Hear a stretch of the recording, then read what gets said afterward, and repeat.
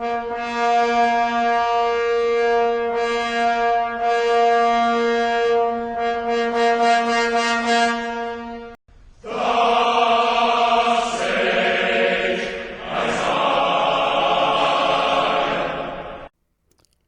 hello there. We are looking at a video produced by the World Video Bible School. WVBS has a channel just full of videos that reflect evangelical religious beliefs. In this particular video, 5 prophecies that prove the Bible / proof of God, they attempt to prove that the prophecies in the Bible provide proof that God exists. In part 1, we began the argument analysis by first laying out their argument as they presented it, and then reviewed the first of their chosen prophecies, the fall of Tyre. Having laid out their argument, and having noted that it is a hypothetical syllogism with valid form, we then examined their evidence that they offer in proof of the first term of their first premise, that there are 5 prophecies that are perfect and without flaw. In this video, we will continue by looking at their version of the fall of Babylon. The fall of Tyre didn't work out so well towards their ends. Let's see what they can do with Babylon, Belshazzar, and handwriting on the walls. Number 2, the fall of Babylon.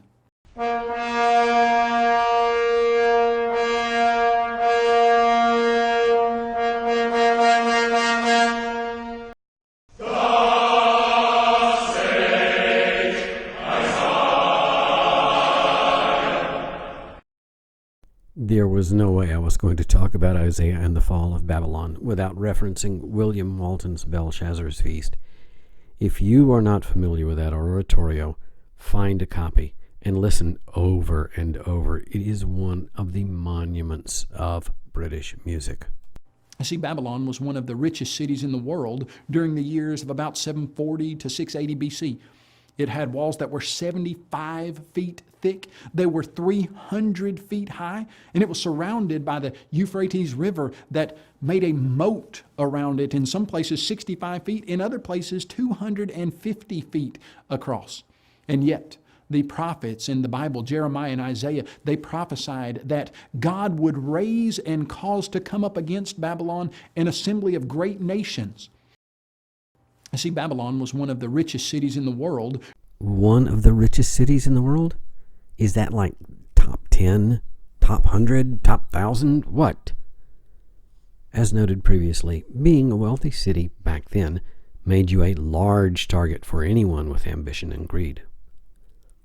The fall of Babylon is reported by a number of ancient sources, including the Cyrus Cylinder, the Chronicle of Nabonidus, a contemporary report of the invasion of Babylonia, the verse account of Nabonidus, that's a poem by Azaliah, a Zoroastrian priest, the Greek historian Herodotus, and a number of books in the Old Testament. In 549 BCE, the Medes were defeated by the Persians, who then proceeded to conquer the territory around Babylon. Finally, in 539 BCE, the city of Babylon itself was taken by the Persians. The fall of Babylon marked the end of the Neo-Babylonian Empire. The momentous event has been recorded by a number of ancient writers. The Greek writers Herodotus and Xenophon report that Babylon fell after it was besieged. The Cyrus Cylinder in the Nabonidus Chronicle claim that Babylon was conquered by the Persians without a fight. A number of factors led to the fall of Babylon. The population of Babylonia was restive and increasingly dissatisfied under the rule of Nabonidus. The Marduk priesthood hated Nabonidus because of his suppression of the religion of Marduk and because of his elevation of the cult of the moon god Nana. Nana was a moon god, often represented in art by a crescent moon.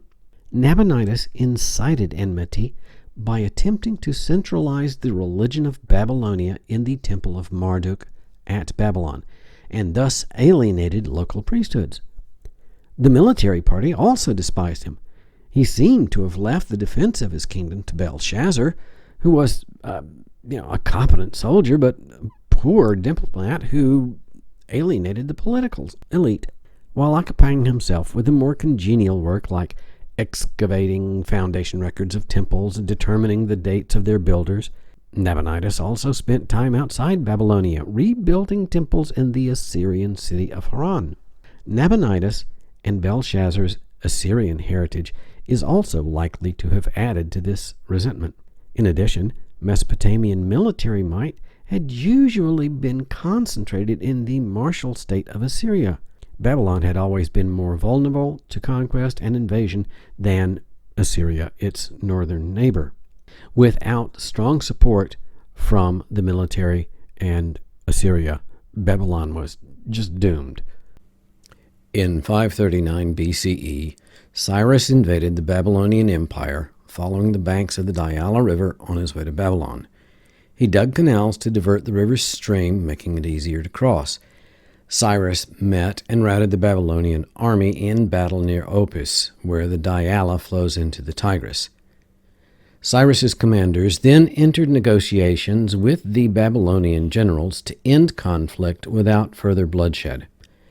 After this, the people of Sippar opened their gates to him without resistance. The Babylonian king Nabonidus fled. Cyrus then sent Gobruva, the governor of Gutium, to capture Babylon.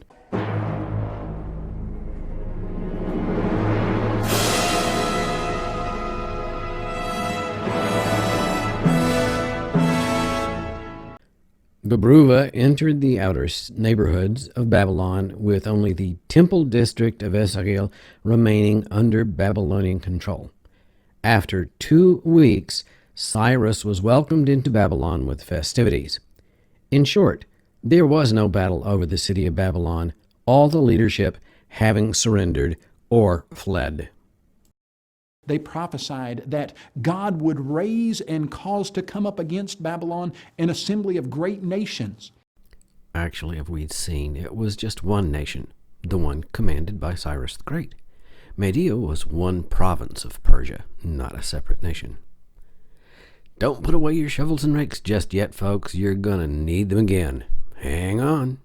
Jeremiah recorded that God had declared, "I will dry up her sea and make her springs dry."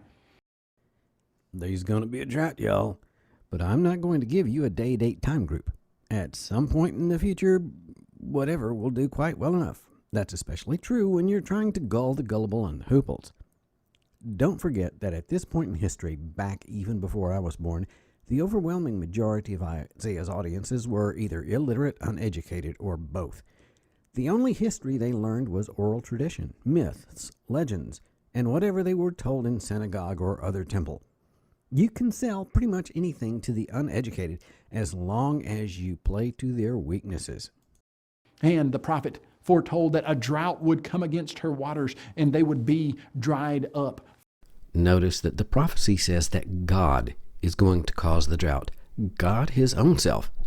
So at some point in this story, there must be clear, direct, accurate description of the moment of divine intervention with the rivers. There must be clear, direct, accurate description of the moment of intervention given in the accounts other than the Bible. Guess what? There aren't any. And the prophet foretold that a drought would come against her waters and they would be dried up, for the land is a land of carved images. Please, VBS, name one country, nation, region, state, city, culture, or religion other than the Jews at that day and time who did not have carved images. If carved images is all that it takes to get God all hot and bothered, then why did he not have somebody attack them as well? Why doesn't Ezekiel or some other prophet tell us about those hundreds or thousands of attacks? Seriously, this is nothing more than self-justification of religious practice and herding of the believers. And also, the prophet promised that the Lord had spoken, "I will prepare a feast and I will make them drunk."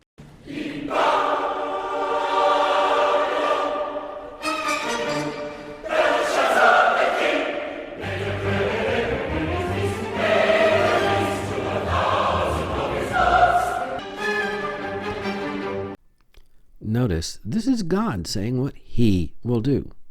Not what the Persians are going to do, or the Babylonians, or Zeke, or Krishna, or the lunchroom lady, but God his own self says he is going to prepare a feast and he will make them drunk. Does that happen? Not really. I will prepare a feast and I will make them drunk. Babylonia, just like every other culture since time immemorial, had holidays, holy days, feasts, and all sort of stuff like that. In Babylonian culture, some of these feasts included drinking games.